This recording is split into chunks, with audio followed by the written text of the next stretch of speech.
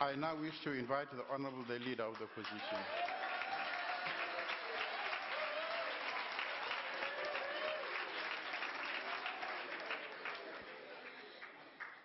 Honourable Speaker, Honourable President, Honourable Members, the South African people have lost confidence in President Jacob Zuma. And his State of the Nation address showed us why. With the pressure of re-election having been lifted, this was an opportunity for the Honourable President to show leadership after he received a new mandate from his party at Mangaung. But this address not only failed to inspire South Africa, it was devoid of new ideas and vision. The nation had waited expectantly for the President to speak directly about how his government would implement the National Development Plan. The anger at his failure to do so is felt across South Africa. We all support the NDP, and the address should have been a turning point for a country which feels a lack of confidence in the national government. But instead, this was the offering of a presidency founded on compromise, one built entirely on mediating the bitter factions that threaten to tear the governing alliance apart. The President should have plainly set out how the National Development Plan would be put into action and its proposals implemented to fix the economy, education, crime and corruption. Instead, he offered a reheated version of last year's broken promises based on spin and lip service, stitched together with announcements about task teams and processes and accords. Ours is a president who says one thing to appease South Africa and then does another to please himself and his inner circle. Most importantly, Honourable Speaker, the President's speech failed to provide solutions to the unemployment crisis. Honourable members, the President says he is committed to job creation. But let's look at what he actually does about job creation. He promised 5 million new jobs by 2020, but unemployment rose again during the third year in office. The economy has lost 500,000 jobs since he assumed the presidency. Has the President ever reflected on what it must feel like to be a young person without a job in South Africa today? Does he feel for the 5 million young South Africans under the age of 34 who are unable to find work? Because the speech he gave on Thursday really did not show this. Does the President empathize with the young unemployed woman who opens her eyes every morning and sees another wretched and empty day stretching out before her? She knows she needs a job. She needs the means for her daily survival, but she also needs to feel the pride and the dignity that come from work. The few job opportunities she does find require applicants who have work experience. But this woman has no experience. She needs that first break in order to gain experience. How this appalling paradox must frustrate and anger her. How powerless this young woman must feel to change the direction of her life. Does the Honourable President know the country this young woman lives in? I believe he does not. How can he, when his response to her circumstances is to announce that the National Rural Youth Corps has enrolled 12,000 young people in various training programs? When his response to the crisis is a so-called plan to create 9 rural youth hubs with no definition as to what this will achieve in terms of job creation? How can the Honourable President empathize with the dire circumstances of jobless young South Africans when all he could offer them was vague utterances about learnerships and apprenticeships in state-owned enterprises and in the expanded public works program? He knows that none of these target young people. Honourable Speaker, the worst betrayal of all was the President's abandonment of the youth wage subsidy policy. This would benefit hundreds of thousands of young people by absorbing them into the formal economy and providing them with real work opportunities. By contrast, the so-called Youth Accord seems nothing more than a conjurer's trick, which this government is using to divert attention from the fact that it has allowed COSATU to water down the youth wage subsidy policy. South Africa has one of the highest rates of youth unemployment in the world. And the ideas in this Youth Accord are a weak response to a huge and growing problem. Honourable Speaker, the President also claimed to have brought policy certainty to the mining industry. But then he proceeded to raise uncertainty with the threat to increase mining taxes. Following the Marikana tragedy, a wave of unprotected strike action in the sector and a series of irresponsible statements made by members of his government and the ANC, confidence in the industry is at a low ebb. The President seems to believe that investors will be forced to come here because we have such vast mineral wealth. But if conditions are not right, they will simply find alternative investment destinations. If he continues down this path, the President will be remembered for standing by as our mining industry was decimated in a country which enjoys the greatest mineral endowment in the world. Honourable Speaker, the President's failure to provide economic leadership is mirrored by his failure to fix education. The President says he is committed to education, but look at what he actually does. Last year he claimed, and I quote, that intensive focus is paying off. But our numeracy and literacy rates are second from last in 144 internationally ranked countries. How are our children supposed to learn to read and write without textbooks? It is impossible to understand how the President did not express outrage that children in the Eastern Cape and Limpopo did not receive textbooks on time. Why did he not undertake that this would never again happen under his watch? Honourable Speaker, this is a President who is out of touch. The National Development Plan provides clear solutions to fix the crisis in education, but he ignores them. On the one hand, the President rightly said that we need to review teachers' remuneration, but on the other, he completely ignored the proposal of the NDP to link better remuneration with improved performance.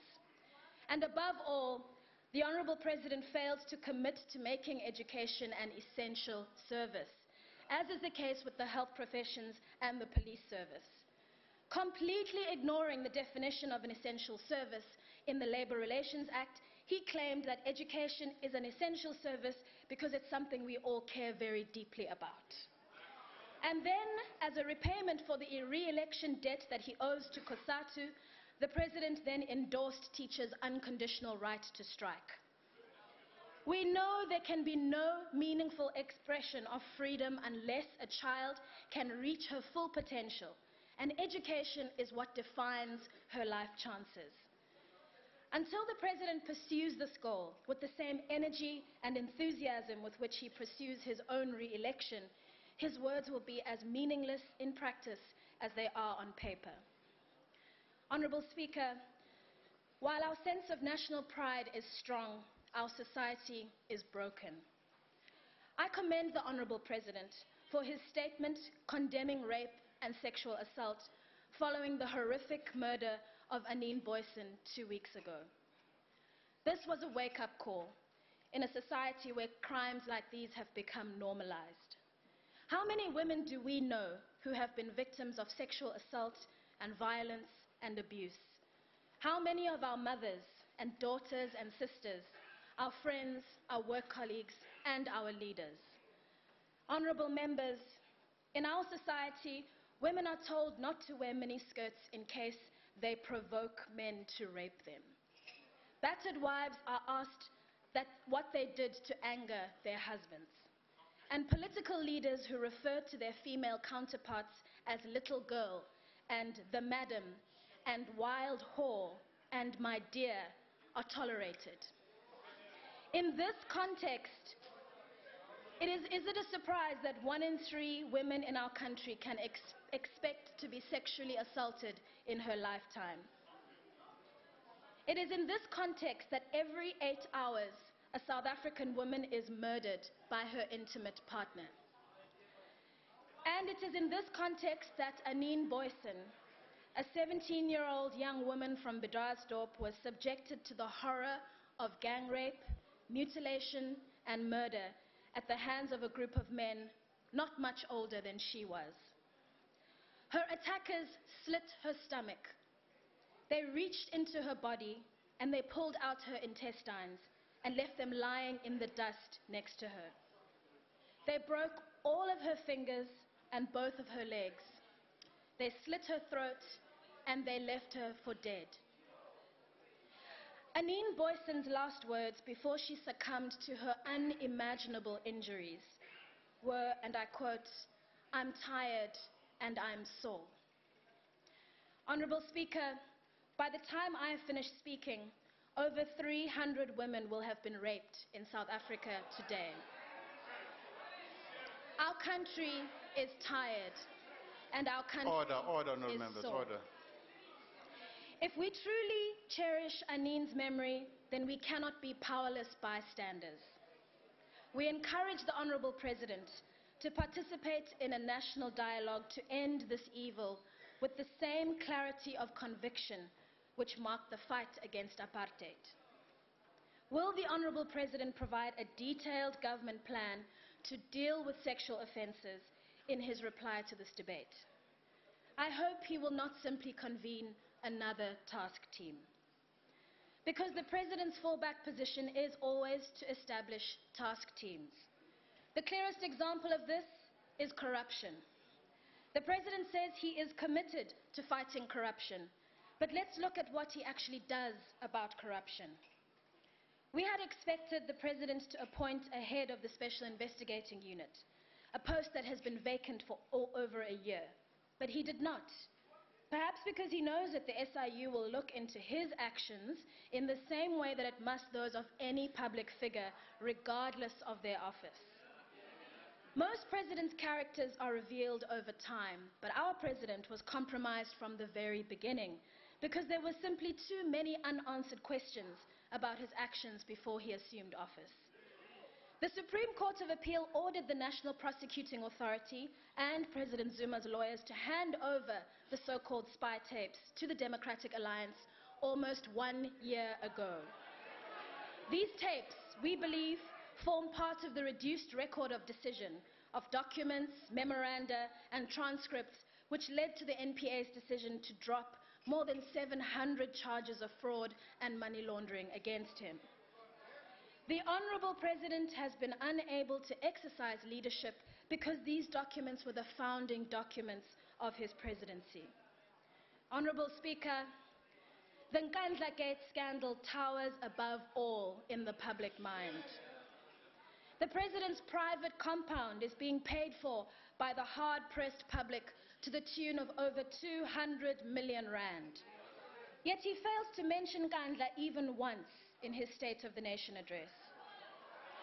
To the President's lasting shame, his ministers deployed one of apartheid's most sinister laws, the National Key Point Act, to cover up how the upgrade for his private home is being paid for.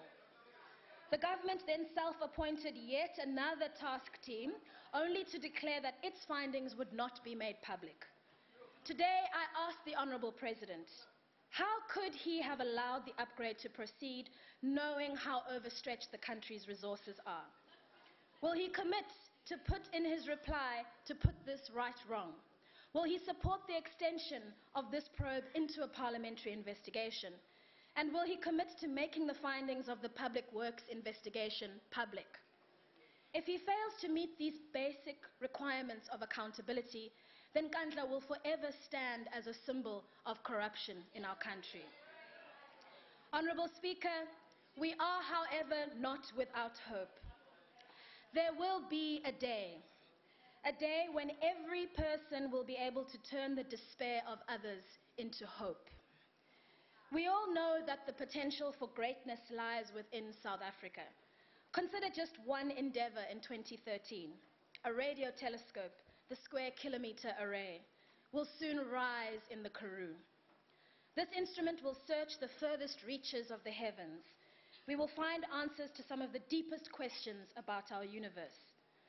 This leads us to the biggest South African paradox of all. South Africa has discovered the means to uncover how the first stars and galaxies began, yet our poorest school children learn in mud schools and under trees. We see clearly that South Africa has reached a fork in the road. In less than 18 months, we shall all pass our verdict on this president and this government. South Africa cannot afford 6 more wasted years. Last May, I urged President Zuma not to seek re-election in December and to put the needs of the country before his own interests. Order, order. He did not, and South Africa's crisis of leadership has deepened. In November, I tabled a motion of no confidence in the President with the mandate of 8 opposition parties in this House. The governing party ran scared because it was frightened that its own members would show the Honourable President the exit door. And the ANC's party managers twisted the democratic process with stonewalling tactics. If the Honourable President knew that he had Parliament's confidence to lead, he would have asked that the ANC hold the debate immediately. But he did not. As soon as the Constitutional Court hands down its ruling, I intend to retable this motion. This time, the ANC will not be able to abuse its majority to delay the debate. Honourable Speaker, there will be a day when this President and government will be removed from office at the ballot box. We have already seen the future, and it is indeed blue. An ANC administration in the Northwest Province was recently removed through a motion of no confidence by the Democratic Alliance in Tlokwe municipality. In a few short weeks, the DA has laid the foundation of a capable administration. I was not surprised when the President himself rushed and panicked to Tlokwe last week to visit the municipality. He knows that when the DA is given a mandate to govern, it spells the end of the ANC's electoral dominance. Because where the DA governs, we deliver to all. This is why, despite all of the grave problems that South Africa faces, the DA has never been so optimistic and confident that our nation will triumph. There will be a day when the DA will serve the entire nation, as we have been given the privilege to serve in the Western Cape. Our message is clear. South Africa is a great country being let down by a weak administration. Our President is the wrong man for these times. The President and his party may have had young people's voices silenced on a bank's website, but they cannot stop these young voices from being heard in the most powerful place of all, the ballot box. There will be a day when the voices of young South Africans everywhere will finally be heard. A day when our country's confidence in its own greatness will be restored.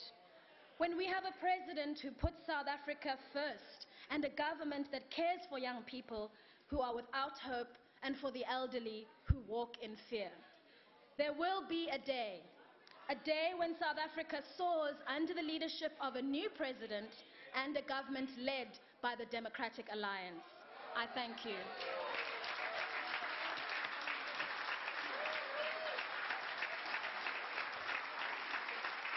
I thank the honourable member.